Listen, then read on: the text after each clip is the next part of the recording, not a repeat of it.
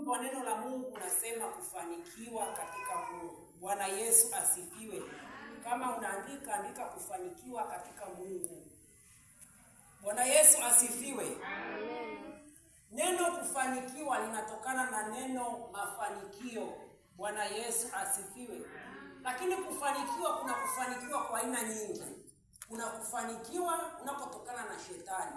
Kuna kufanikiwa kunakotokana na maisha ya kimwili hapa duniani. Maisha hapa duniani yale mafanikio ya kimwili.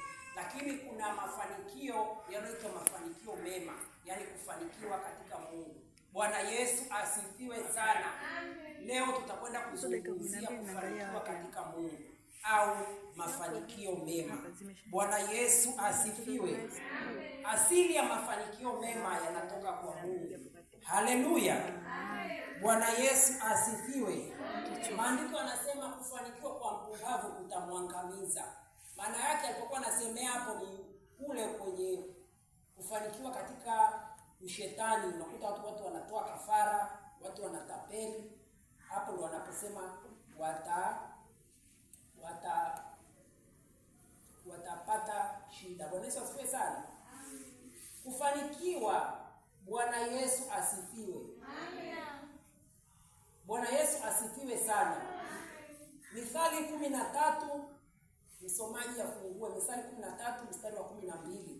Wa haraka haraka, nitapenda msomaji aende haraka haraka. Mithali 13 mstari wa 12.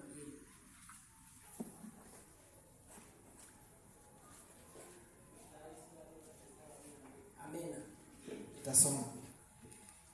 Kilichotarajiwa kikikawia kuja, moyo huugua, bali haja ya mtu ikipatikana ni mti wa uzima. Amina. Haja ya mtu ikipatikana ni mti wa uzima. Bwana Yesu asifiwe.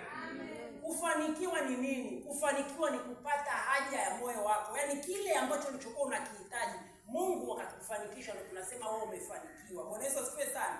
Lakini kile kama hujakipata kile kitu ambacho ulichokuwa unakihitaji, wewe hujafanikiwa kwa sababu haja ya moyo wako bado hujapata.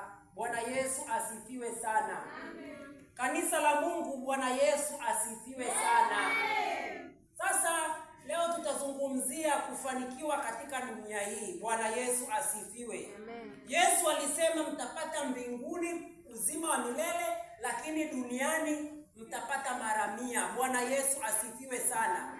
Tunaposema kufanikiwa, tunaenda sambamba. Unatakiwa ufanikiwe kimwili, alafu pia ufanikiwe kiroho. Usiseme tu bwana mimi nataka tu kufanikiwa kwa habari ya kiroho alafu kimwili ukaacha. Bwana Yesu asifiwe sana. Tuna mfano wa yule kijana aliyekuwa ni tajiri. Ukisoma Marko 10 mstari wa 21, unakutana na yule kijana alikuwa ni tajiri na mali nyingi sana.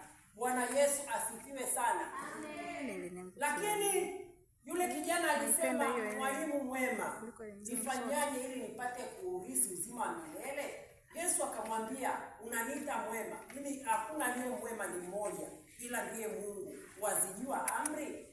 Akazisema kwamba nimezishika toka udogo wangu. Na amri zile aliziorodhesha: usiue, usiibe, usishuhudie uongo. Bwana Yesu asifiwe sana. Lakini tunajifunza yule kijana zile amri alizishika zote. Maandiko yanasema Yesu akampenda. Huwa natafakari hapo naposema kwamba Yesu akampenda. Mpaka ukiona kwamba Yesu amempenda yule kijana. Yule kijana alikuwa na bidii katika kuzishika amri za Mungu. Bwana Yesu asifiwe sana. Alikuwa na bidii katika kushika maagizo ya Mungu. Pia alikuwa na bidii, mpambanaji pia katika haya maisha ya duniani. Bwana Yesu asifiwe. Lazima uwe na kitu cha kufanya. Kuomba na kutoa sadaka haitoshi katika kufanikiwa. Bwana Yesu asifiwe sana. Amen. Cha kufanya lazima uwe na majukumu. Bwana Yesu asifiwe.